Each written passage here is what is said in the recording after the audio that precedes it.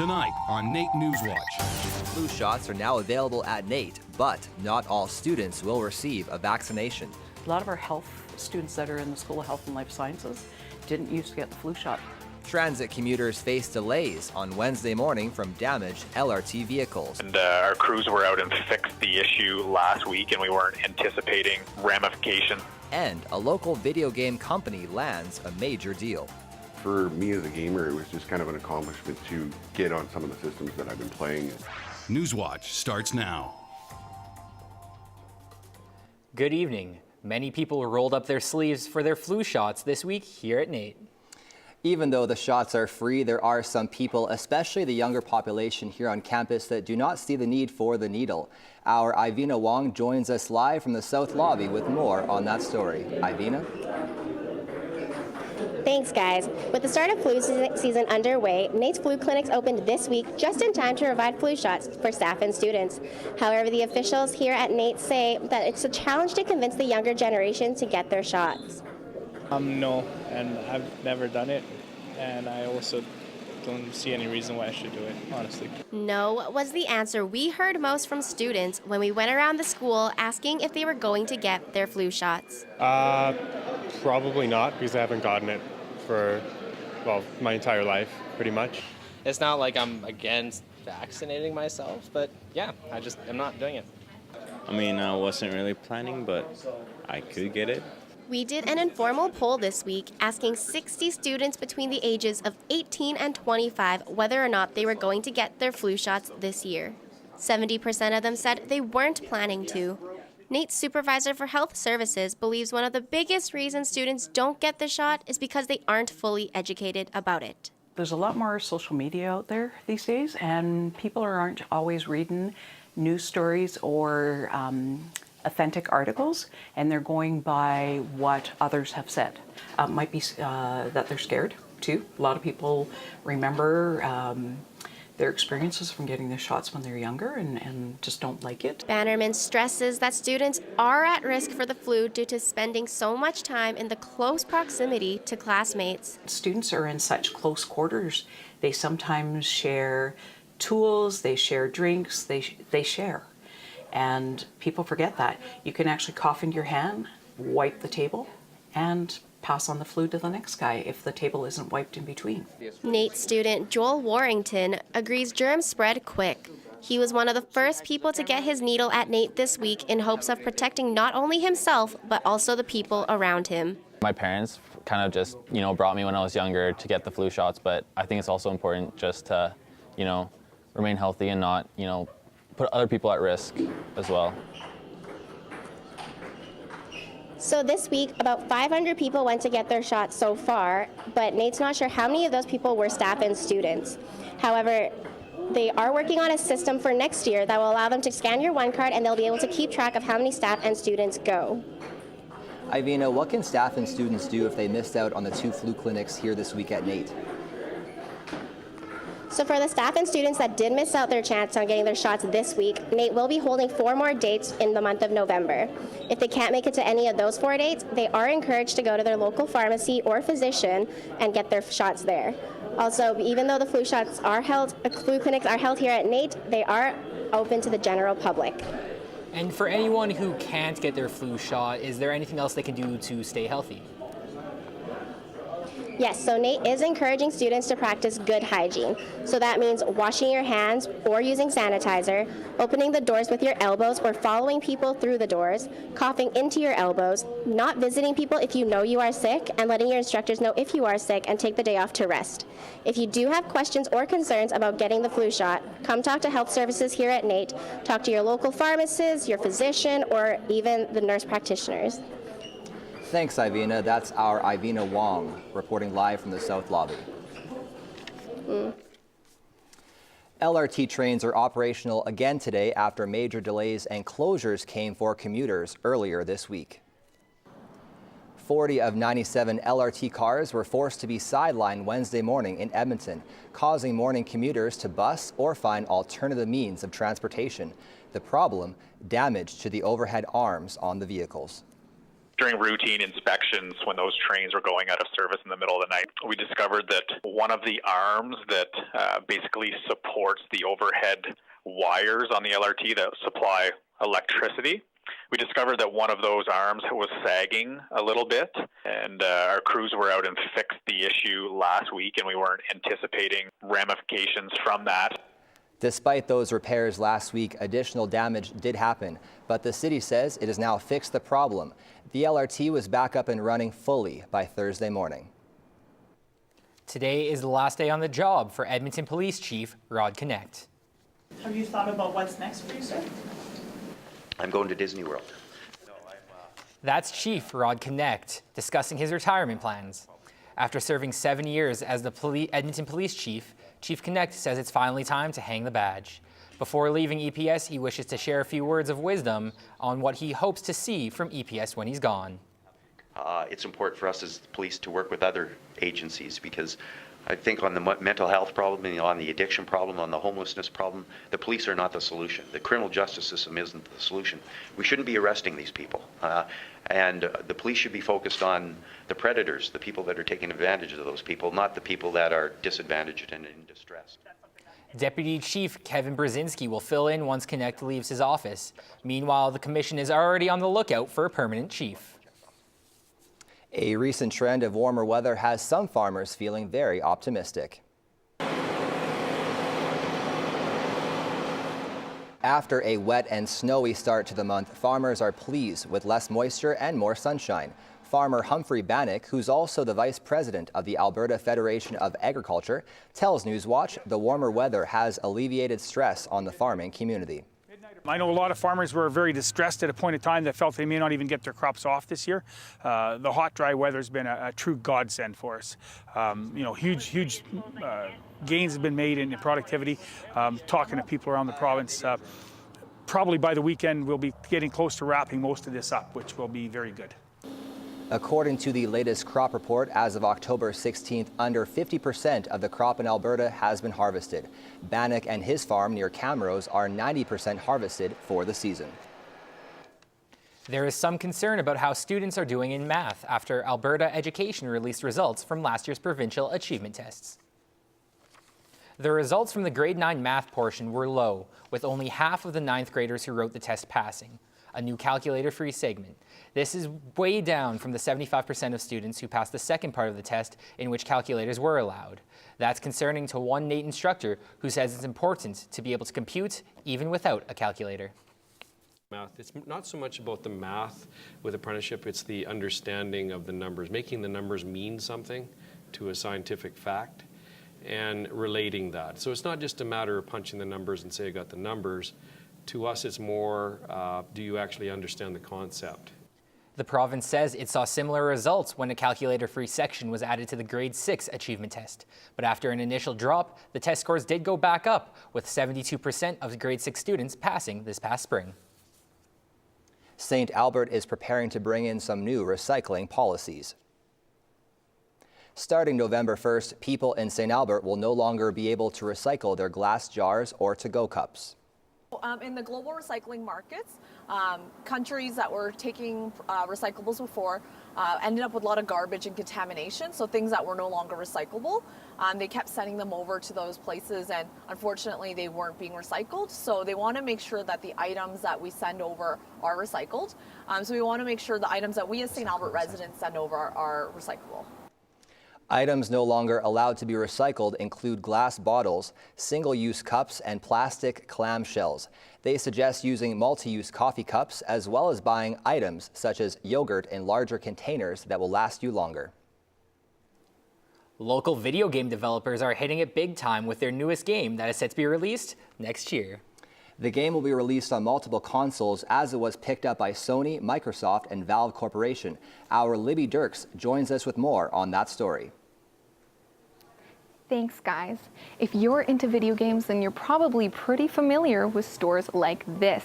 These shelves are stocked with games made by companies from all over the world. And pretty soon, we may see an Edmonton-made game up here on these shelves. Snake Take Studios is a video game developer in Edmonton. For the past 3 years, the team has been working on their biggest project yet, End of the Beginning. This futuristic game is about an alien invasion, putting the world at risk of extinction. End of the Beginning was recently picked up by Sony, Microsoft, and Valve Corporation for an early access version of the game. The CEO of Snake Take Studios, James Yake, says it's surreal to think that the game his team has created will soon be released for PlayStation, Xbox, and Steam. Well, it means that we're going to have access to larger markets to sell our game, and really for me as a gamer, it was just kind of an accomplishment to get on some of the systems that I've been playing. About 25 programmers worked on the game, many of them being recent post-secondary graduates from schools such as NAIT, Edmonton Digital Arts College, and more. Logan Foster, an animation instructor at Edmonton Digital Arts College, has 17 years experience in the games industry. He believes Snake Take Studios' new game being picked up by Sony, Microsoft, and Valve Corp is a major contribution to the growing success of Edmonton's presence in the industry. We've seen a lot of more uptake in the past 10 years in regards to people being able to take their skills, their abilities, their desire to create something cool and open it up and put it on the markets. End of the Beginning is the first video game in history to give players access to real-life alien case files. Yake and his crew felt it was important to inform players of the true encounters with the extraterrestrial that were hidden away for so long.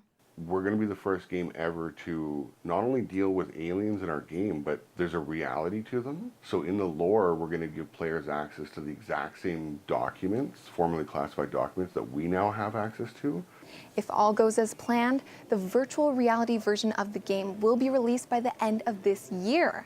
PC version is set to follow in the beginning of 2019, with all console versions expected to come later in 2019. For NAIT NewsWatch, I'm Libby Dirks. Thanks, Libby. Some of the best minds in the industrial technologies field were at NAIT as they hosted a TED Talks style event. We believe that the solutions that we assist our industry clients in developing will not only strengthen their business, but can strengthen yours as well. NAIT's new Productivity and Innovation Center hosted researchers and industry leaders to explore Alberta's future, as well as the possibilities with the new center. At about 200,000 square feet, it's now one of the largest innovation centers in North America. It is not a student learning space. It has been purpose-built to offer a set of connected industry solutions related to technology adoption, product innovation, business innovation, and applied research. Topics on the day included forest reclamation, construction, new energy, and artificial intelligence. Drew and I had the pleasure of attending a unique fashion show where those with Down syndrome got to walk the catwalk with local celebrities. Yeah, the Edmonton Down Syndrome Society proudly put on its Uniquely Me fashion show on Wednesday night, and that marked 7 years for that event.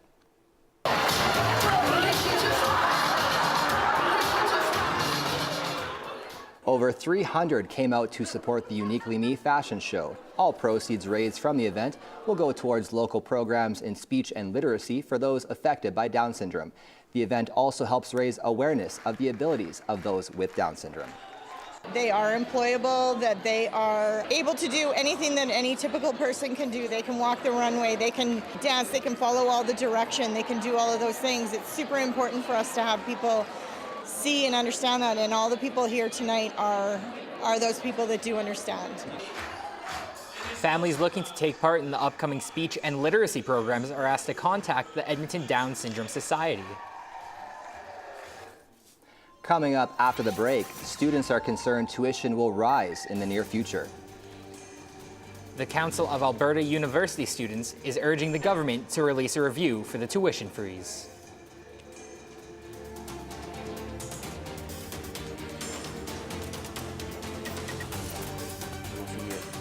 Probably astronomical jumps in tuition, and we've seen this in other provinces where they've had tuition freezes. Coming up in sports, the NAIT men's soccer team breaks an ACAC record. Meanwhile, both soccer teams are off to provincials this weekend in Calgary. All that and more coming up in sports. The weather has been beautiful, but will it continue? I'll have all that and more coming up after the break. So, the UK has just instituted the toughest ban on ivory trade Europe has ever seen.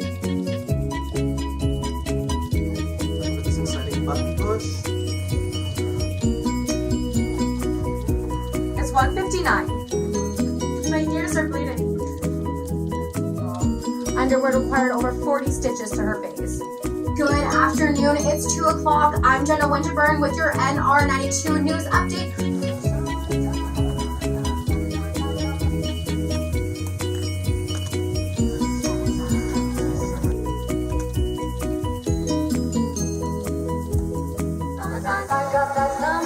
You're listening to NR92.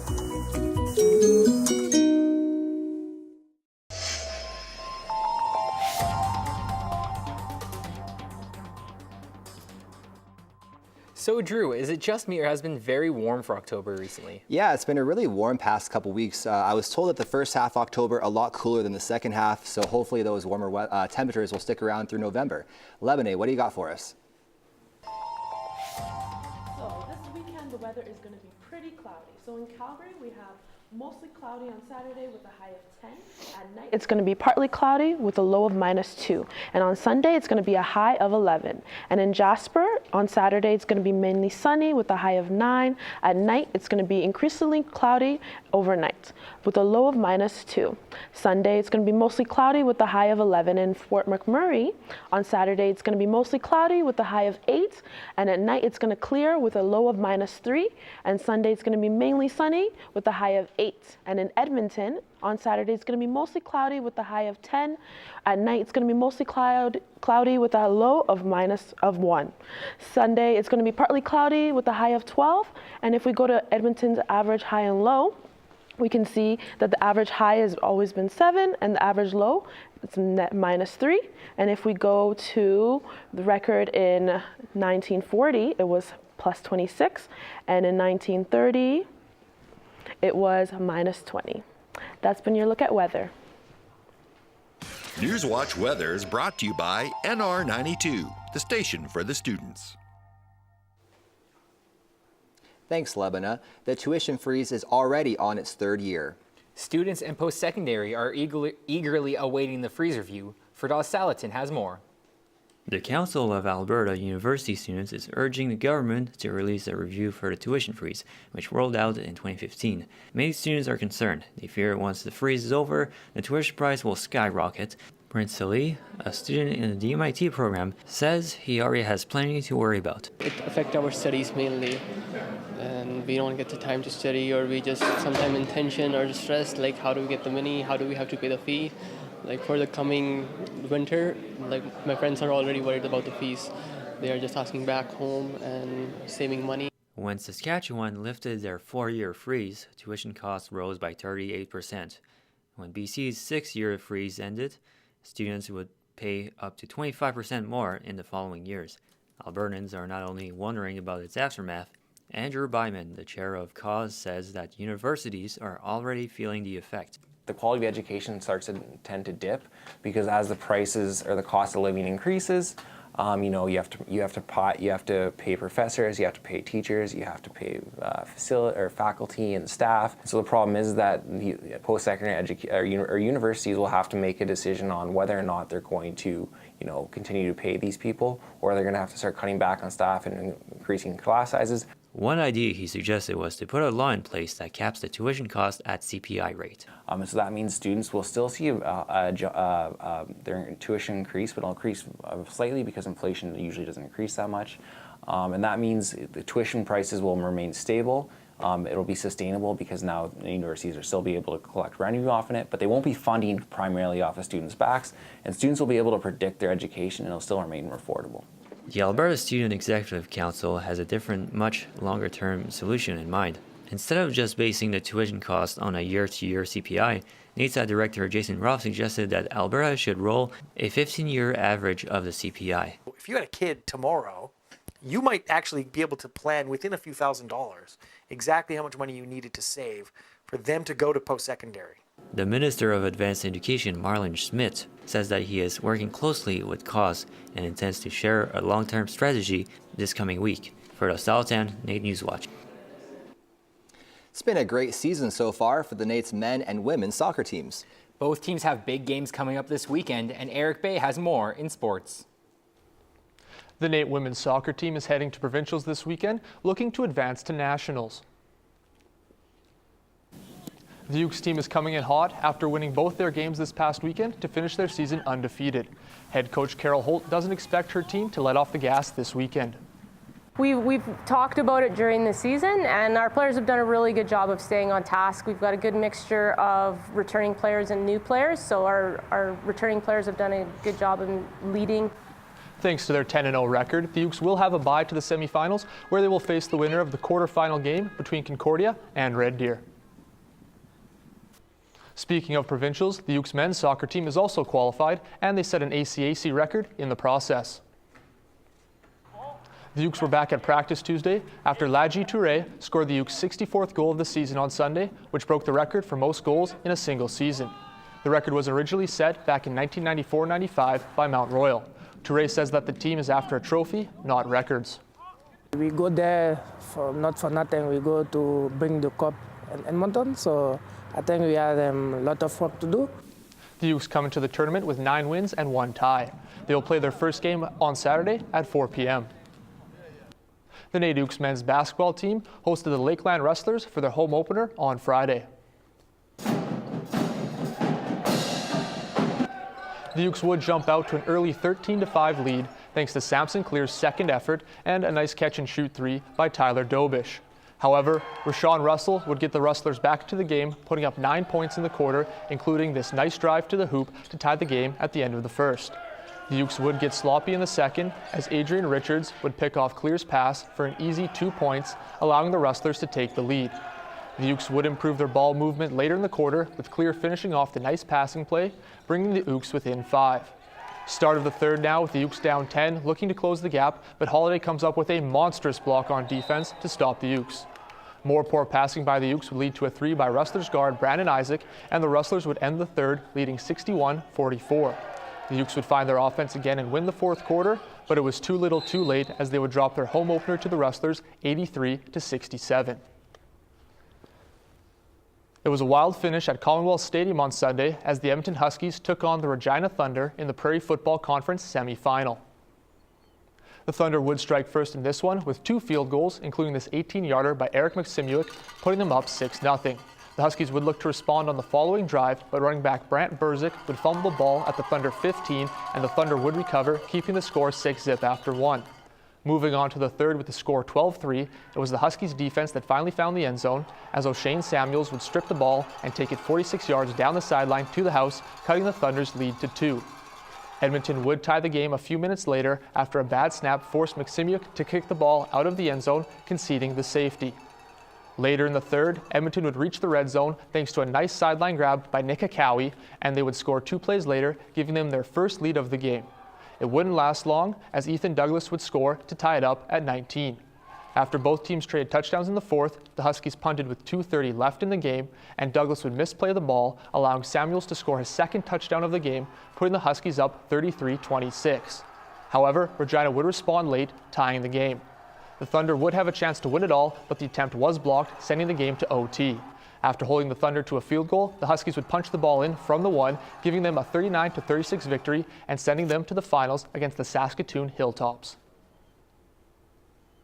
After a slow start, the men's hockey team is trying to get back on track this weekend. The Ooks have started the season 3-3. They were 6-0 at this time last season and only lost 3 games in regulation all year. Assistant captain Jake McKidiak says the team isn't panicking just yet. I don't think the slow start is, we need to hit the panic button or anything like that. We're playing fine. We just got some things to work on. The Ooks take on the Concordia Thunder for a home-and-home this weekend. The Ooks beat the Thunder in double overtime in an exhibition game earlier this season. Now it's time for your sports roundup. Time for your sports in 45. The World Series moves back to LA tonight with the Dodgers down 2-0 to the Boston Red Sox.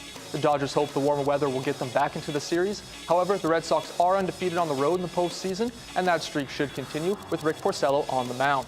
The Edmonton Eskimos still have a shot at the playoffs, but they'll need some help after losing 42-32 to the BC Lions last weekend.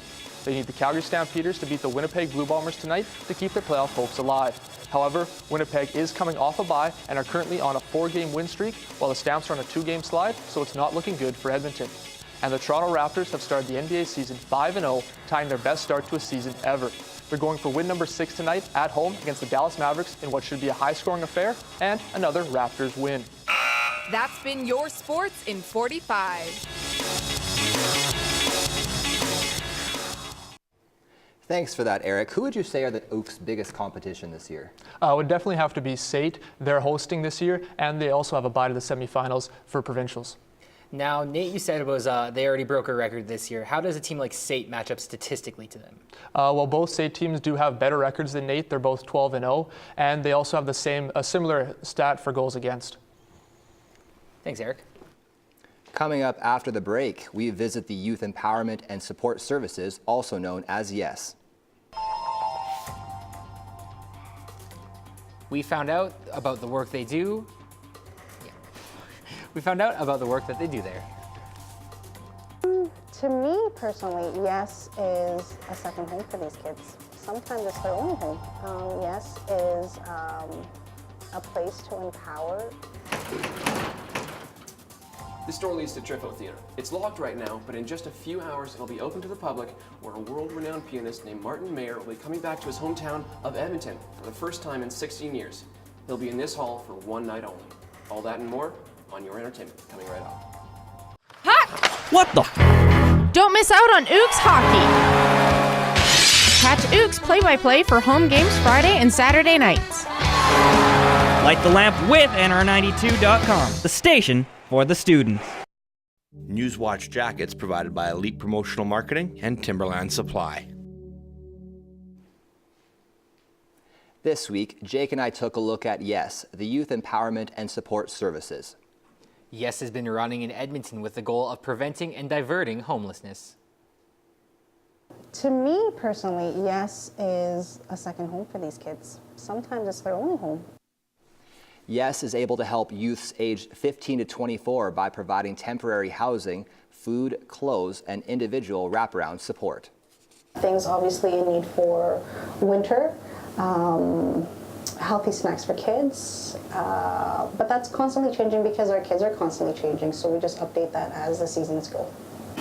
Kids always need socks and underwear.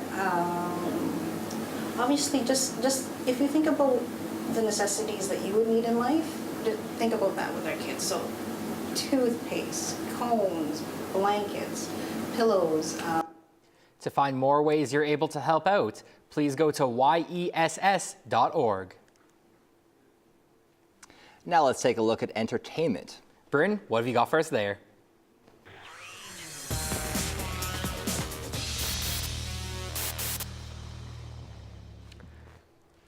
All right. Thanks, guys. The first Citadel World Cafe happened on Tuesday on the topic of cultural appropriation or appreciation. Where does it happen? And more importantly, why does it matter? There are so many layers embedded in that question. So many layers indeed. 9 local artists spoke on a panel about using another culture's art without knowing its background and why it's a problem. Lana Whiskeyjack was one of the speakers on the World Cafe, and she says the line between appropriation and appreciation can be a little bit blurry. I've had a friend of mine, non-Indigenous, to say, is it okay if I wear my beaded earrings? I'm like, absolutely. You're appreciating Indigenous art, and wearing it, you're honoring those who made it. The Citadel wants to continue with the World Cafe series early next year, but as of right now, they don't have anything set. If one does take place, though, it'll be on another culture-oriented topic like this one. And an internationally acclaimed pianist born in Edmonton is finally returning home. Martin Mayer is a professional pianist who has been touring the world for 17 years. He's in rehearsal this week, getting ready for his first local performance since 2002. I'd been away for long enough that I felt it was time. The last time that I played here was 2002. There was interest from family, friends, colleagues, and some audience here as well that said, you know, I'd love to see this show that you're touring, you know, across concert halls in China, to bring it back to Edmonton. Mayer will be doing a mostly original homecoming concert tonight only, 8 p.m. at MacEwan University's Trifo Theatre. After that, he's heading back for another tour in Europe and Asia. Fun fact about Martin Mayer, NAIT NewsWatch's music theme, this right here. Yeah. That right there was actually composed by him. Anyways, the McBain Camera Photo Trade Show was the largest and only in Canada. This year was its final year. That right there was one of the cameras at the McBain Camera Annual Photo Trade Show last weekend. 11 camera companies had booths at the show. McEwen and NAIT were also there. Even after phone cameras became popular, the show continued on. However, this show was the last. It's a smaller industry now, that's the main thing. It's for photo enthusiasts, it's for, obviously still the professionals, and there are the industrial photographers, this type of thing. Cameras are not a big a deal for even the, moms taking pictures of their kids. Often they're just taking pictures of their phones still. Seminars also went on throughout the day, teaching the audience different aspects of photography. The event ended Sunday for the final time. And lastly, Overlord is a World War II film with a horror spin on it.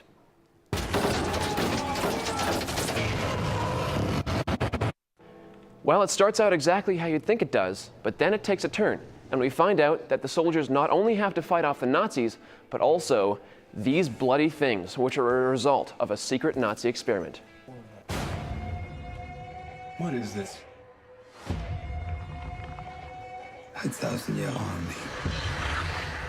These 1,000-year soldiers.